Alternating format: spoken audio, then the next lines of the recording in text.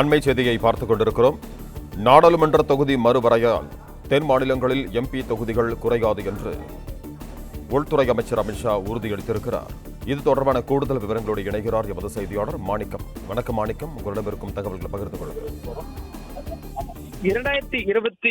2026 ஆண்டு நாடாளுமன்ற தொகுதி மறுவரையால் தென் மாநிலங்களில் ஒரு தொகுதி கூட குறையாது என்ற ஒரு உத்தரவாதத்தை உறுதியை இந்திய உள்துறை அமைச்சர் அமித்ஷா அவர்கள் தற்போது அளித்திருக்கிறார்.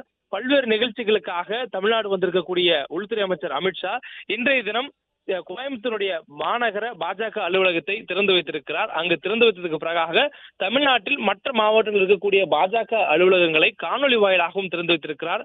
அதன் தொடர்ச்சியாக அங்கு இருக்கக்கூடிய முக்கிய நிர்வாகிகளுடன் அவர் ஆலோசனை மேற்கொள்ள இருக்கிறார். இதற்கிடையே தற்பொழுது உரையாற்றிருக்கக்கூடிய அந்த நிகழ்ச்சியில் உரையாற்றிருக்கக்கூடிய மத்திய உள்துறை அமைச்சர் அமித்ஷா அவர்கள் தமிழ்நாட்டில் நடைபெறக்கூடிய சட்டம் ஒழுங்கு பிரச்சனை குறித்தும் அவர் கவனம் செலுத்தி பேசியிருக்கிறார். குறிப்பாக அண்மையில் முதலமைச்சர் அனைத்து கட்சி கூட்டத்திற்காக அழைப்பு எடுத்திருக்கிறார். அதில் நாடாளுமன்ற தொகுதி மறுவரையால் தென் மாநிலங்களில் தொகுதிகளுடைய எண்ணிக்கை குறையக்கூடிய வாய்ப்பு இருப்பதாக முதல்வர் சொல்லியிருந்தார். இதை குறித்து பேசியிருக்கக்கூடிய மத்திய உள்துறை அமைச்சர் அமித்ஷா அவர்கள் நாடாளுமன்ற தொகுதி மறுவரை எந்த அடிப்படையில் செய்யப்படும் என்பது இதுவரையிலும் மத்திய அரசு தெரிவிக்காத சூழல்ல அந்த தொகுதிகள் குறையும் என்பது ஒரு கற்பனையான வாதம் என்பதை தெரிவித்திருக்கிறார். அதே போன்று தென் மாநிலங்களில் ஒரு தொகுதியுடைய எண்ணிக்கை கூட குறையாது. குறிப்பாக தமிழ்நாட்டினுடைய தொகுதிகள் எண்ணிக்கையில ஒரு எண்ணிக்கை கூட குறையாது என்ற ஒரு உத்தரவாதத்தை அவர் இந்த உரையின் பொழுது தெரிவித்திருக்கிறார். மேலும் விகிதாச்சார அடிப்படையில் செய்யப்படும் மறுவரையால் எந்த மாநிலத்திற்கும் பாதிப்பு ஏற்படாத வகையில நாடாளுமன்ற தொகுதி மறுவரை செய்யப்படும் என்ற ஒரு உறுதியையும் அவர் இந்த பேச்சின் வாயிலாக தெரிவித்திருக்கிறார். மேலும் இந்தியாவின் பல்வேறு மாநிலங்களை விட தமிழ்நாட்டில் சட்டம் ஒழுங்கு சீர்குலைந்திருப்பதாக அமித்ஷா அவர்கள் குற்றம் சாட்டியிருக்கிறார். அண்மையில் தமிழ்நாட்டில் நடைபெற்றிருக்கக்கூடிய பல்வேறு குற்ற சம்பவங்களை மேற்கோள் காட்டி பேசியிருக்கக்கூடிய அவர் தமிழகத்தில் பெண்களுக்கு பாதுகாப்பு இல்லை, சட்டம் ஒழுங்கு சீர்குலைந்திருப்பதை அவர் குறிப்பிட்டு பேசியிருக்கிறார்.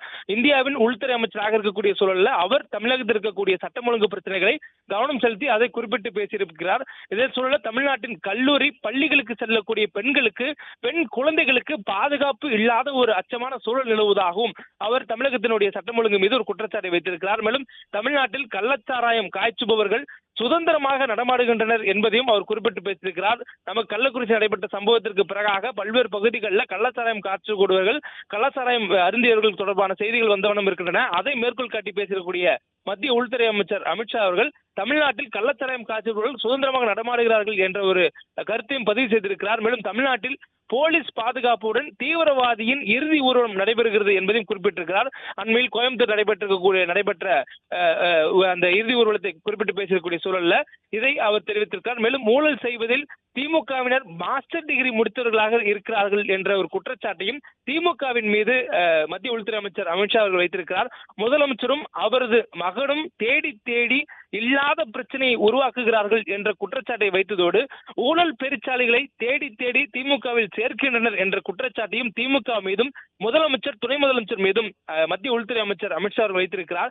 கோவையில் பாஜக கட்சி நிகழ்ச்சியில் பங்கேற்றிருக்கக்கூடிய அமித்ஷா அவர்கள் இந்த குற்றச்சாட்டுகளை வைத்திருக்கிறார். அதே போன்று அண்மையில் முதலமைச்சர் அவர்கள் தமிழகம் மட்டுமல்லாது ஒட்டுமொத்த இந்தியாவின் தென் மாநிலங்களில் இருக்கக்கூடிய மாநிலங்களுடைய எண்ணிக்கையும் 2026 ஆண்டு நாடாளுமன்ற தொகுதி மறுவரையால் குறைக்கப்படக்கூடிய ஒரு பாதுகாப்பற்ற அச்ச சூழல் இருப்பதாக ஒரு ஐயத்தை எழுப்பியிருந்தார். அது தொடர்பாக வரக்கூடிய மார்ச் 5ஆம் தேதி தமிழ்நாட்டில் பதிவு செய்யப்பட்டிருக்கக்கூடிய அனைத்து அரசியல் கட்சிகளுக்கும் ஒரு அழைப்பு விடுத்து அனைத்து அரசியல் கட்சியுடைய கருத்துகளும் கேட்கப்பட்டு அதன் அடிப்படையில் நடவடிக்கை எடுக்கப்படும் என்பதையும் முதலமைச்சர் தெரிவித்திருந்தார். இதற்கு பதிலளிக்கும் வகையில மத்திய உள்துறை அமைச்சர் அமித்ஷா அவர்கள் தற்பொழுது கோயம்புத்தூர்ல உரையாற்றிருக்கிறார். அதுல தமிழ்நாடு மட்டுமல்லாது தென் மாநிலங்கள் இருக்கக்கூடிய மாநிலங்கள்ல எந்த மாநிலங்களும் நாடாளுமன்ற தொகுதி மறுவரையால் பாதிக்கப்படாது, எண்ணிக்கையில் ஒரு தொகுதி எண்ணிக்கை கூட குறையாது என்பதை அவர் சொல்லியிருக்கிறார். மேலும் தமிழ்நாடு முதலமைச்சர் கூறியிருக்கக்கூடிய அந்த வாதம் என்பது ஒரு கற்பனையான வாதம் என்பதை அவர் தெரிவித்திருக்கிறார். ஏனால் மத்திய அரசு இதுவரையிலும் எந்த முறைப்படி அந்த வார்டு மறையறை செய்யப்படும் என்பதை உறுதியாக சொல்லாத சூழலிலேயே அவர் கூறியது ஒரு கற்பனையான வாதம் என்பதையும் தெரிவித்திருந்தார். தற்பொழுது விகிதாச்சார அடிப்படையில 2026 ஆண்டு நாடாளுமன்ற தொகுதி மறுவரை செய்யப்படும் என்பதையும் அவர் தெரிவித்திருக்கிறார். மேலும் தமிழ்நாட்டினுடைய சட்டம் ஒழுங்கு சீர்குலைவு, பெண்களுக்கு பாதுகாப்பற்ற சூழல், கள்ளச்சாராய வியாபாரிகள் சுதந்திரமாக நடமாடுவது, தீவிரவாதிகளுக்கு போலீஸ் பாதுகாப்புடன் இறுதி ஊர்வலம் நடத்துவது, ஊழல் செய்வது என்று பல்வேறு குற்றச்சாட்டுகளை தமிழ்நாட்டின் அரசியல் மீதும் தமிழ்நாட்டு அரசு மீதும் குறிப்பாக திமுக மீதும் மத்திய உள்துறை அமைச்சர் அமித்ஷா அவர்கள் வைத்திருக்கிறார். தொடர்ந்து உரையாற்றி வருகிறார்.